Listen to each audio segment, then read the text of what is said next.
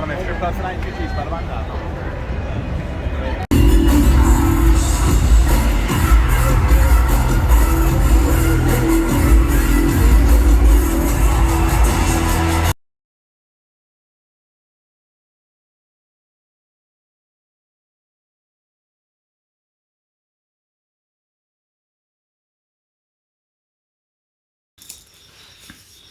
Hi, this is Tom from Millennium Blackjack. Welcome back. We have gone through a short history of blackjack, and if you're not familiar with it, you must go through the previous videos. And the next thing, we went through a brief summary on how casinos have game control in blackjack. And if you're not familiar, go through those videos that have been uploaded. Today we're going to give you a basic approach to today's blackjack games that are so well controlled, poor game rules, poor penetration, game control, and some games are over automatic shuffling machine, and some are through continuous shuffling machine. So these are bad days indeed in playing blackjack. If one is not familiar with the changes that are there today, these games are a nightmare of games as compared to those played in the 60s and early 70s before significant changes were made when Ken Houston won his case against Resort International that the Atlantic City casinos can't bar card counters. And changes that were made in Atlantic City were adopted by all casinos in the United States and worldwide. For that reason, it's very important to know what games you are dealing with by looking at those videos uploaded previously. So let's look at some brief outline of the approach that one will take in today's very volatile blackjack games. The first thing, one must have a characteristics that are very similar to when you start playing blackjack, how you are attracted to blackjack. So you firstly learn some basic strategy, maybe not perfectly. When you go to the casino, you are very nervous with maybe $200 or $300, not a big bankroll. And you look at the tables that you're comfortable with where players seems to be winning, and you join in maybe in your box. And in casinos where they allow you to play behind somebody else's bet, maybe you do that, and then you win maybe another $200 or $300, and then you say I've done a lot, and then you go home. And that's some of the characteristics. And because you have won, then you learn a bit more and becomes more confident.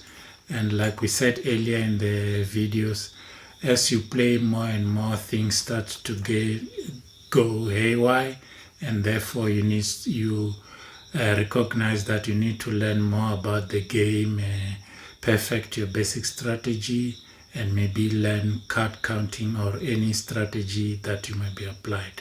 So those are very important characteristics that even as a professional blackjack player, you need to have something similar, not the same, but very similar. So in other words, you are not going to play any game that you come across. You are going to be very selective, that a game you're comfortable with has got reasonable good rules. And later we're going to be talking about how you do table selection. So that's very important. And the next thing is to exit while you're still ahead, or at least you've got something that you have won. So in other words, you've got some sort of stock win. In other words, if you are winning, you are putting maybe a third or 2/3 of your wins, that this you are not going to give back to the casino. It's very important. Or in cases where you might have done a good game selection, but when you enter the game, go south and terrible game, you've got a stop loss, where when you reach that, whether it's 200 or 300, you say, I had enough. I have to go back home and regroup to see what I can do next time. That's very important. Because casinos over the years have perfected the way they shuffle the cards so that they are clumped to favor the casino 95% of the times. The fact that they've got game control, like we discussed previously, how they collect the cards, and also how they're gonna shuffle the cards, hand shuffling, or they're gonna use an automatic shuffling machine or a continuous shuffling machine. Obviously, in places like Las Vegas, there's also the introduction of new cards, because afraid of cards that might be stained, cards that might be warped, and players being able to visualize what they are. So on a regular basis, casino might change, introducing new cards, especially for single and double deck, where the cards are handheld, as you'll see in places like Las Vegas. So the first thing, traditional card counters have totally missed that blackjack games are not the same.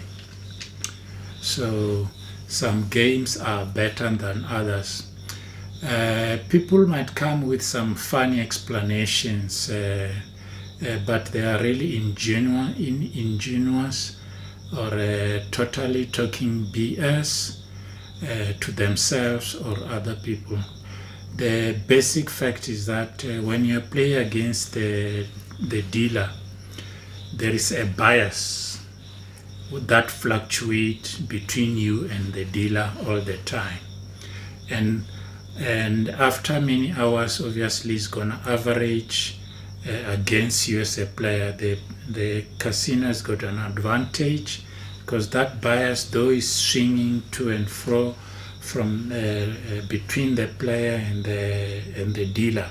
In the end, in the long term, or many hours or whatever, the dealer or the house will have the advantage or a bias due to the inborn advantage that is catered for in the game that is offered. Casinos don't offer the game by hoping they're gonna win. They've got a mathematical calculation, so this is their advantage. And for blackjack, it's quite easy. If you look at the households, table holds that are published by the University of Nevada in Las Vegas, like we said previously, Las Vegas casinos, they average around 12 to 15% table holds. So that's what they're going to expect to be taken in every night. And if you are in Atlantic City, the games are slightly worse. So the casino expect to be taking in around 15 to 20% every night, or their table holds. And that's the inborn. With a new game control that they've introduced in Las Vegas regarding blackjack.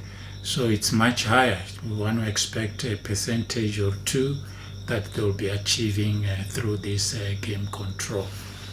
So traditional card counters completely miss that when you play, you've got a bias that is fluctuating between you and me.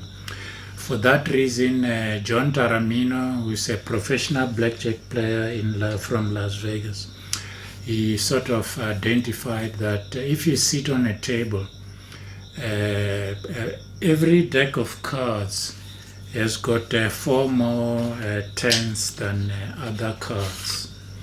So the tens are 4 tens more than any other cards that you will have there. So which means if the dealer is going to be dealing a card and showing 10 cards, a 10 out of 10 hands showing more than 4 tens showing, then it means the dealer for some reason has got more tens showing than they should, because there are 4 tens more than any card. So 1 out of 10 hands, one will expect there will be 4 tens that will be coming through. If there are more than 4 tens, then the dealer has got an advantage in the fact that they're getting more tens than usual that they should. If the dealer is showing out of 10 hands, showing less than 4 tens showing, then the dealer sort of has got a less bias in getting these tens. The reason because when you've got, the dealer's got a high valued card, if you've got a stiff hand, you're gonna hit and you've got a chance of busting your hand.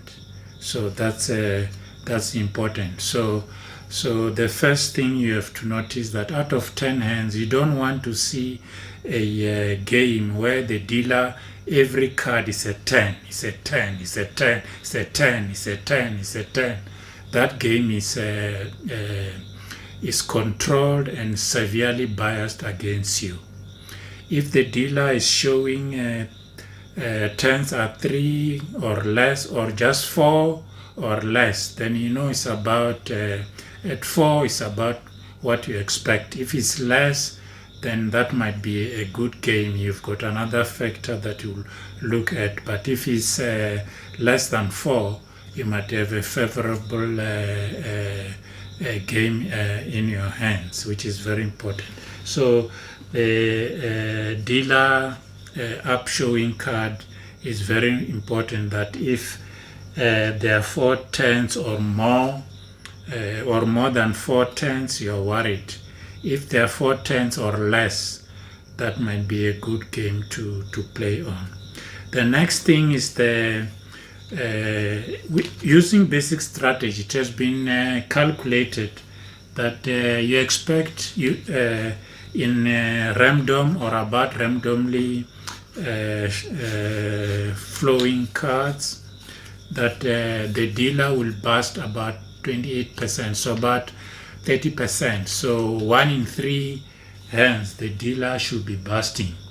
If the dealer is not busting 3 hands in 10, then you're in trouble. The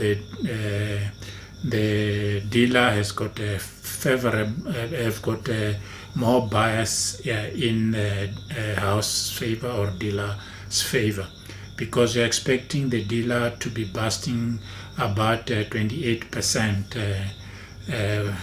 when calculated using basic strategy, or when cards are about random. So if the dealer is busting less than 30%, you'll be worried, because most of the money on the table you make when the dealer is busting. If the dealer is busting more than 30%, that's a good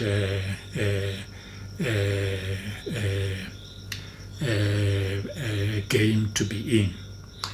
And then the next thing, some players have improved on John Taormino's 10 showing on the dealer. So if the dealer is showing a 10 card, typically in a dealer biased game, you find that the dealer will either turn an ace, obviously the dealer will peep through, and then you are wiped out straight away, or the dealer will play the game, and then when there's the dealer's turn, the dealer will turn over a 20, and you consistently see the dealer pulling a 20. Each time the dealer has got a 10 showing, if the dealer shows eventually has got a 20, then you know you're in a big trouble. Some cases can even be worse. The dealer has got a 10 showing, and then when the dealer turns over it's a 12, you say, that's not so bad, maybe you've got a chance, but he pulls a 21. Then in a game like that, you also know you're in big trouble. Or the dealer has got a 12, he pulls a 2, he pulls a 3 for 15. Then you say, okay, I've got a chance. Then he pulls an ace for 16. You say, maybe I've got a chance of making a hand here and winning. Oh, the dealer pulls a 5 for 21. Then you also know you're in big trouble, such game that even if the dealer has got showing a stiff hand, the dealer doesn't bust, it's still big trouble. So that what is called integrity. So if the game, the dealer is pulling a small card over a 10 but doesn't bust, we term that poor game integrity. A game like that is often very poor, which you can get wiped out. However, there are some games where some players have improved on John Taormino's ultimate confirmation process, that even if the dealer is showing a 10, maybe the dealer, when you turn over, it's a small card like a 3, but it pulls a 10 for a bust. And if the dealer is consistently making those hands where he's got a 10 showing, there will be those games. You find the dealer is showing a 10, but when the dealer turns over, it's a 3 or it's a small card and the dealer busts, then it's a good hand. For that reason, instead of just looking at 4 tens in 10 hands, the improvement is start looking as how many 20s is the dealer pulling, or maybe 21s, or maybe a blackjack is he pulling in 10 hands when the dealer turns over instead of a 10 underneath coming through. So those is quite an improvement. So, and in 10 hands you want to be even or winning. So those are 3 things you need to check. How many 10s are showing, or 20s improvement, is the dealer pulling in 10 hands, and then how many hands are the dealer is going over, breaking. If it's 3, you are happy. If it's more than 3, even happier. If it's less than 3, you are in trouble in those cases. And then you also want to be even or making money in that table in 10 hands. The next thing is that if you are you want to play using counting. So we advise you that play, then limit yourself to single and double deck games. The reason for this is because the shoe games are clumped, and we have spoken about previously, are clumped, that with game control and shuffling techniques that dealers use now, you'll have a count going up when you shove. When you shove your high bets, you pull a small card and the dealer makes a small. And if you got 11 and you pull an ace or a 2 for a 12 or a 13, the dealer pulls a 17, you're wiped out. So that's very important.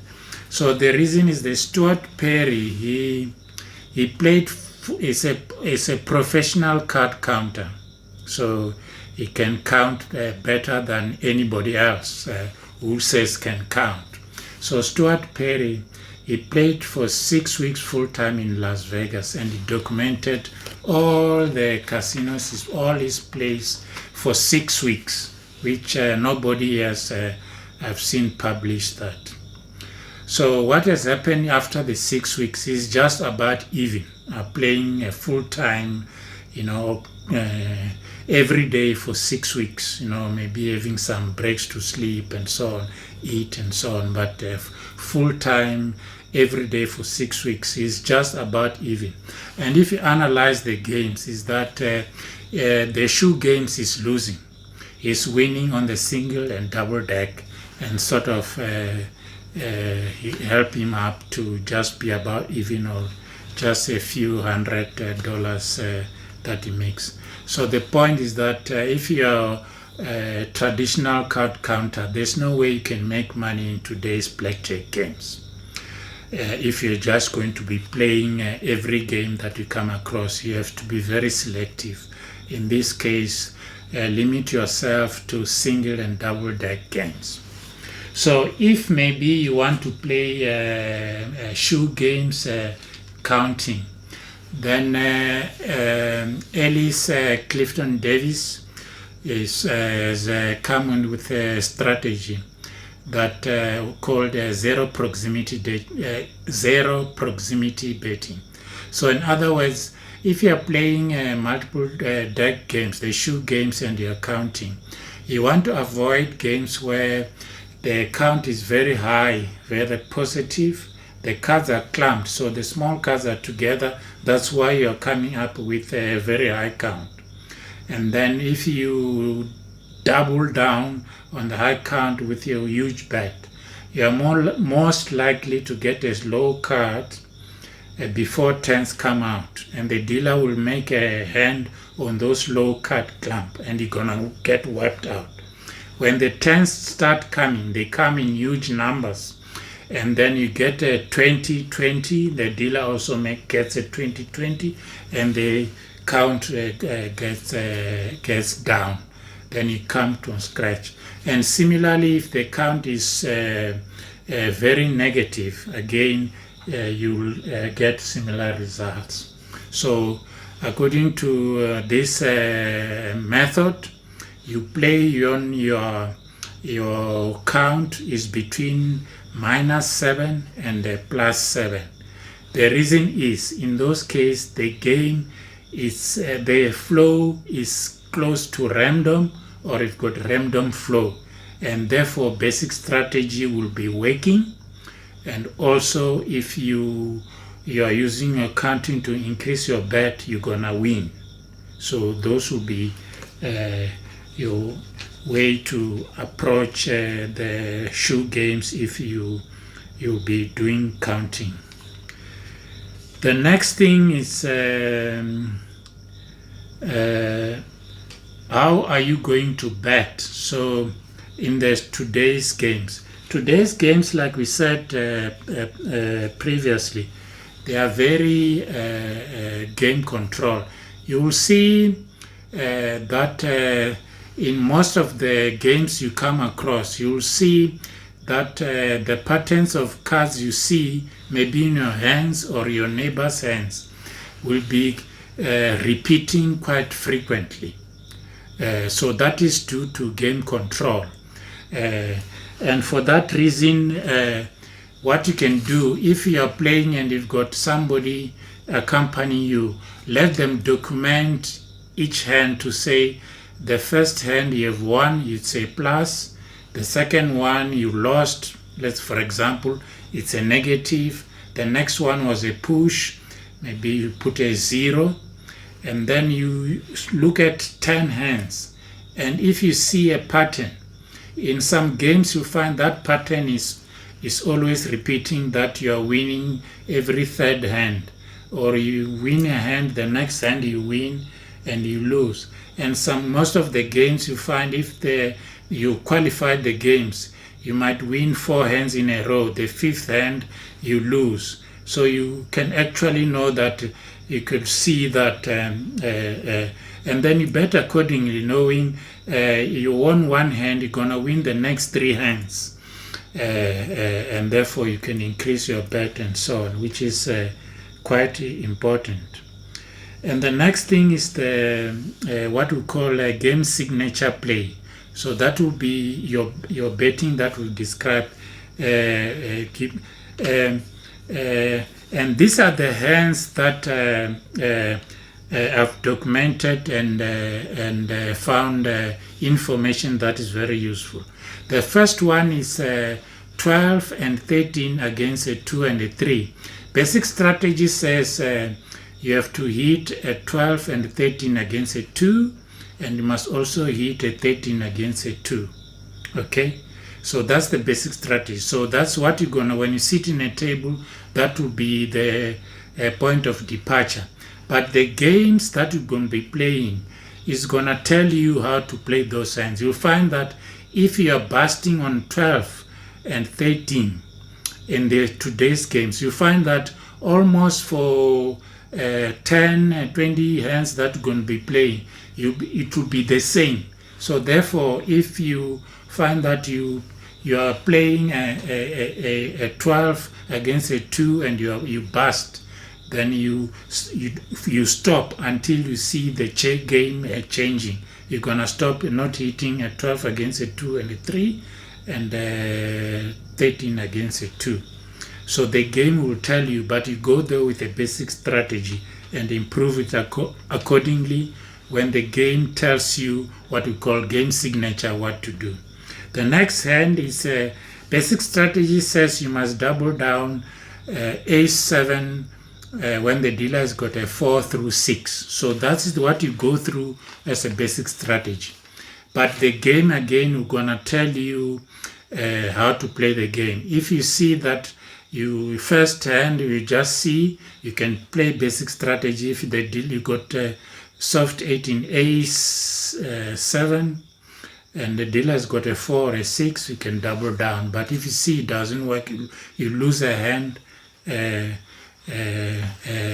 just stand on that hand and you see that you make profit. The next hand is soft 18 A7 against a 9 or a 10. Basic strategy say you must hit.